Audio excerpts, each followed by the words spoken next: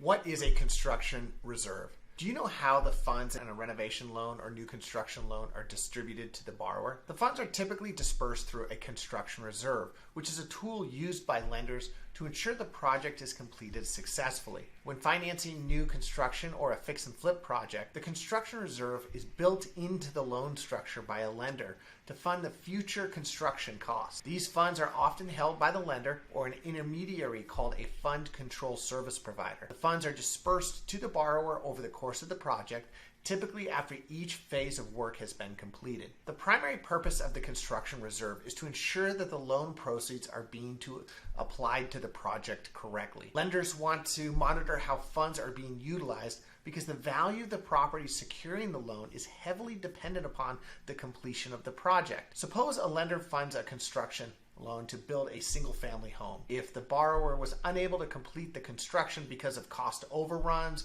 or they used the loan proceeds for another project, or they simply failed to finish the house, the lender would be in jeopardy of getting repaid. The construction reserve allows the lender to track the progress and reduce the risk that there are insufficient funds to complete the project. Furthermore, if the borrower is unable to complete the project, and assuming the lender has dispersed the funds correctly, the lender could choose to step in and complete the project with the remaining funds. How is a renovation reserve created? Lenders create a construction reserve based upon the scope of work and construction budget submitted by the borrower. Let's assume a borrower submits a construction budget of $250,000. The lender may create a construction reserve that matches that budget. The construction reserve will break down the budget into individual cost line items such as foundation, electrical, framing, etc. The line item budget will then be applied to the project schedule that estimates how much and when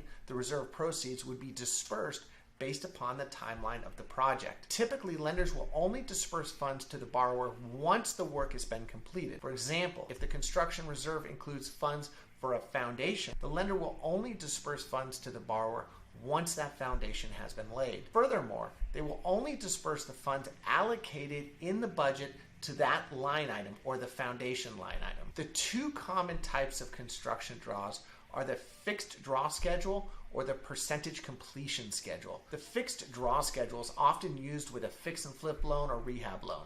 These types of loans are often used by real estate investors to purchase, renovate, and sell a property for a profit. The loan is usually short-term and based upon the expected value of the property after renovation. In a fix and flip loan, the lender may disperse a predetermined fixed amount of funds to the borrower at different stages of the renovation process. The disbursement of funds may be based upon the completion of specific milestones, such as the installation of cabinets in the kitchen, or it may be based on the progress of the project documented in a building inspection card, maybe issued by the local building department. The disbursement process based on specific milestones is the easiest to use, as the borrower knows exactly how much they're going to receive and when. For example, once the cabinets are installed, a lender may have already predetermined how much they're going to disperse to the borrower, so they know exactly how much they're going to receive. This makes it easier for the borrower to manage their cash flow for the project. The lender can also easily determine if the work has been completed to their satisfaction and disperse the funds accordingly. In more complicated projects with larger budgets, such as value-add multifamily projects or ground-up construction projects, the lender may use percentage completion schedule as their calculation. In this scenario, the borrower may request multiple draws for certain portions of the project due to its size. For example, if the cost of completing an earthquake retrofit foundation was $500,000, the borrower and lender may agree to break up the cost into manageable draws.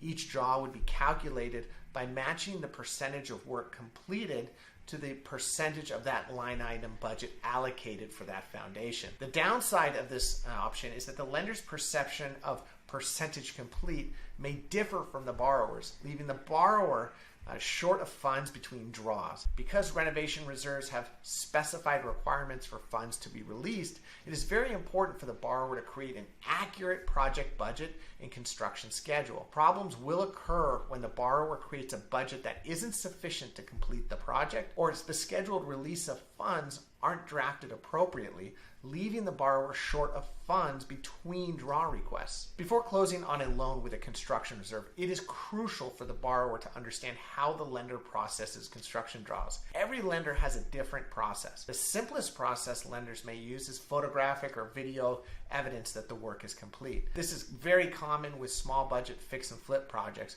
which usually have the simple construction requirements. If the draw schedule required the cabinets to be installed, the borrower may submit their draw request showing a photo or video evidence of the cabinets being installed. This process can be as quick as 24 hours. In more complex projects, the draw request may require the borrower to submit a budget indicating the line item they will be drawing from, the invoices from the contractor or subcontractors, and lien releases.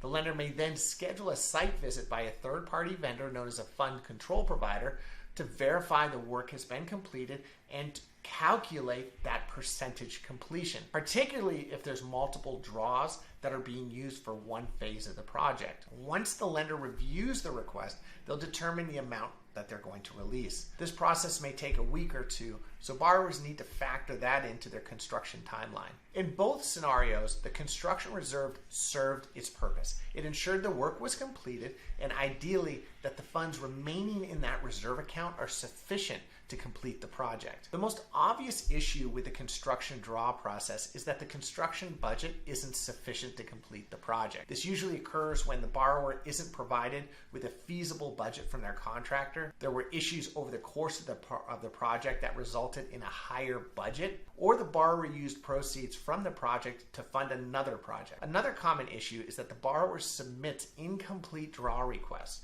which is why it is critical that borrowers understand a lender's draw process. Submitting incomplete draw requests will result in delays on the release of funds and may cause friction between the two parties. Cost overruns that require the lender to modify the draw schedule or the borrower to bring in more cash equity is another common issue. Because the lender wants to mitigate risk to their loan, they want to ensure that there are sufficient funds to complete the project. Therefore, any change to the budget will require lender approval and may result in the loan being underwritten again. In this scenario, it is important that the borrower notifies the lender as soon as possible of any potential cost overruns and quickly agree to a solution.